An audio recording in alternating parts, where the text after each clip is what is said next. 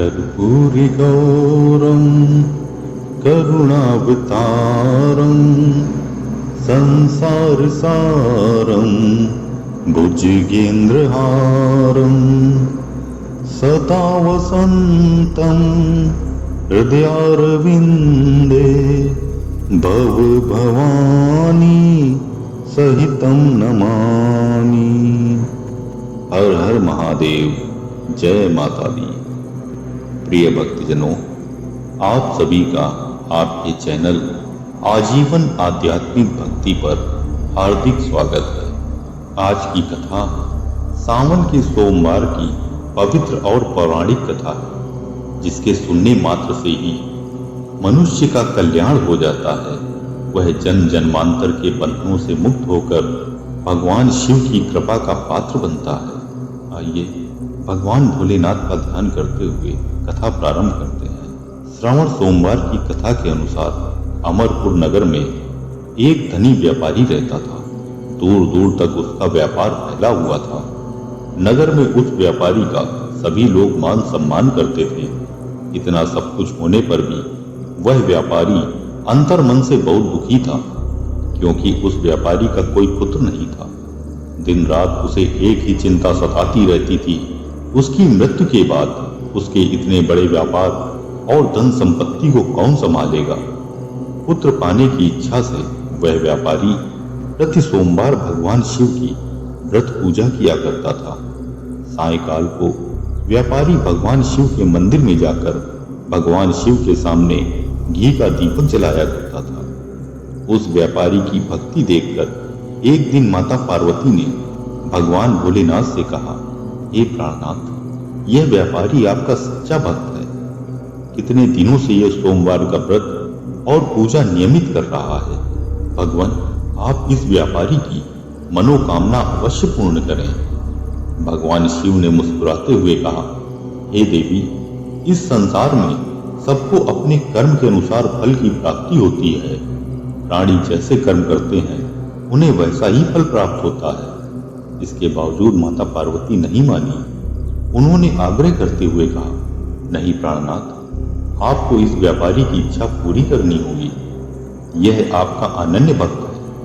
प्रति सोमवार आपका विधि पूर्वक व्रत रखता है और पूजा अर्चना के बाद आपको भोग लगाकर एक समय भोजन ग्रहण करता है। आपको इसे पुत्र प्राप्ति का वरदान देना ही होगा। माता पार्वती का इतना आग्रह देखकर भगवान शिव ने कहा, तुम्हारे आग्रह पर मैं इस व्यापारी को पुत्र प्राप्ति का वरदान देता हूँ, लेकिन इसका पुत्र 16 वर्ष से अधिक जीवित नहीं रहेगा। उसी रात भगवान शिव ने स्वप्न में उस व्यापारी को दर्शन देकर उसे पुत्र प्राप्ति का वरदान दिया और उसके पुत्र के 16 वर्ष तक जीवित रहने की बात भी बताई। भगवान शिव के वरदान से व्यापारी को खुशी तो हुई, लेकिन पुत्र की अल्पायु की चिंता से उस खुशी को नष्ट कर दिया। व्यापारी पहले की तरह सोमवार का विधि पूर्वक व्रत करता रहा। कुछ महीने के पश्चात उसके घर में एक अति सुंदर पुत्र उत्पन्न हुआ। पुत्र जन्म से व्यापारी के घर में खुशियां भर गईं। बहुत धूमधाम से पुत्र जन्म का महोत्सव मनाया गया। व्यापारी को पुत्र जन्म की अधिक खुशी नहीं हुई, क्योंकि उसे पुत्र की अल्प आयु के रहस्य का पता था। यह रहस्य घर में किसी को नहीं मालूम था। विद्वान ब्राह्मणों ने उस पुत्र का नाम अमर रखा। जब अमर 12 वर्ष का हुआ तो शिक्षा के लिए उसे वाराणसी भेजने का निश्चय हुआ। व्यापारी ने अमर के मामा दीपचंद को बुलाया और कहा कि अमर को शिक्षा प्राप्त करने के लिए वाराणसी छोड़ आओ। अमर अपने मामा के साथ शिक्षा प्राप्त करने के लिए चल दिया।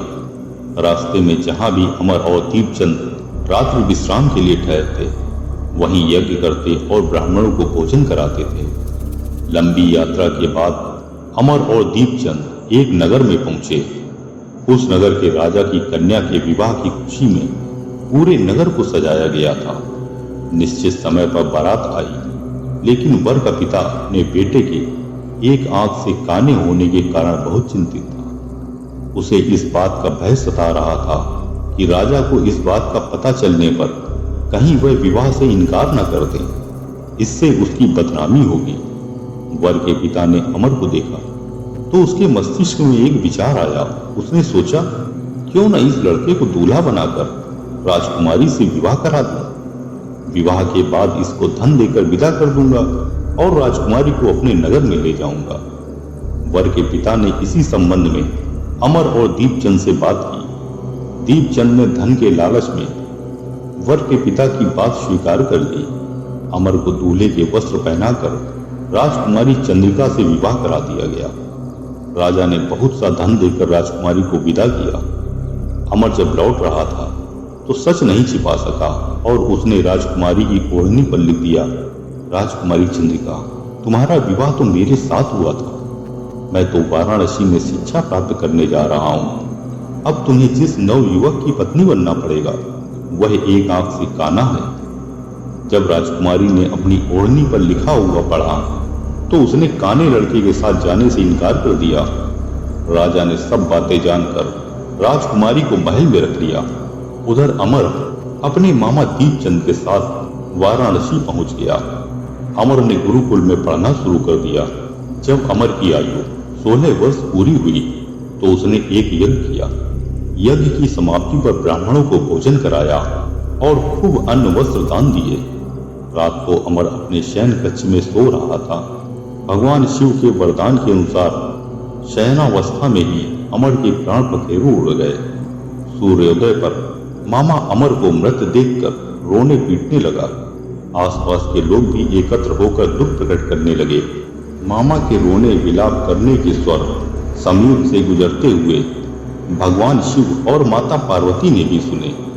माता पार्वती ने भगवान शिव से कहा, प्राणनाथ, मुझे इसके रोने के स्वर सहन नहीं हो रहे हैं। आप इस व्यक्ति के कष्ट को अवश्य दूर करें। भगवान शिव ने माता पार्वती के साथ अदृश्य रूप में समीप जाकर अमर को देखा तो पार्वती माँ से बोले, हे पार्वती, यह तो उसी व्यापारी का पुत्र है। मैंने इसे 16 वर्ष की आयु का वरदान दिया था। अब इसकी आयु पूर्ण हो गई है। माता पार्वती ने फिर भगवान शिव से निवेदन किया, हे प्राणनाथ, आप इस लड़के को जीवित कर दें, नहीं तो इसके माता पिता पुत्र की मृत्यु के कारण रो रो कर अपने प्राणों को त्याग देंगे। इस लड़के का पिता तो आपका परम भक्त है। वर्षों से सोमवार का व्रत करते हुए आपको भोग लगा रहा है। माता पार्वती के आग्रह करने पर भगवान शिव ने उस लड़के को जीवित होने का वरदान दिया और कुछ ही पल में वह जीवित होकर बैठ गया। शिक्षा समाप्त करके अमर मामा के साथ अपने नगर की ओर चल दिया। दोनों चलते हुए उसी नगर में पहुंचे जहां अमर का विवाह हुआ था। उस नगर में भी अमर ने यज्ञ का आयोजन किया। समीप से गुजरते हुए नगर के राजा ने यज्ञ का आयोजन देखा। राजा ने अमर को तुरंत पहचान लिया।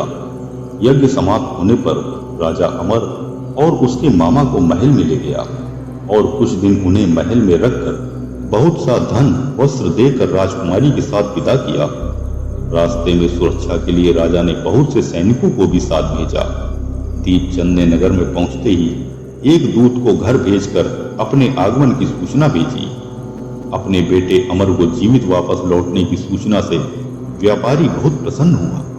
व्यापारी ने अपनी पत्नी के साथ स्वयं को एक कमरे में बंद कर रखा था। भूखे प्यासे रहकर व्यापारी और उसकी पत्नी बेटे की प्रतीक्षा कर रहे थे। उन्होंने प्रतिज्ञा कर रखी थी, यदि उन्हें अपने बेटे की मृत्यु का समाचार मिला तो वे दोनों भी अपने प्राण त्याग देंगे। व्यापारी अपनी पत्नी और मित्रों के साथ नगर के द्वार पर पहुंचा। अपने बेटे के विवाह का समाचार सुनकर पुत्र वधू राजकुमारी चंद्रिका को देखकर उनकी खुशी का ठिकाना न रहा। उसी रात भगवान शिव ने व्यापारी के स्वप्न में आकर कहा, हे श्रेष्ठी, मैंने तेरे सोमवार के व्रत करने और व्रत कथा सुनने से प्रसन्न होकर तेरे पुत्र को लंबी आयु प्रदान की है। व्यापारी बहुत प्रसन्न हुआ। सोमवार का व्रत करने से व्यापारी के घर में खुशियां लौट आईं। शास्त्रों में लिखा है कि जो स्त्री पुरुष सावन के सोमवार का विधिवत व्रत करते और व्रत कथा सुनते हैं उनकी सभी इच्छाएं पूर्ण होती हैं। ओम नमः शिवाय। हर हर महादेव। ओम उमा सहिताय शिवाय नमः।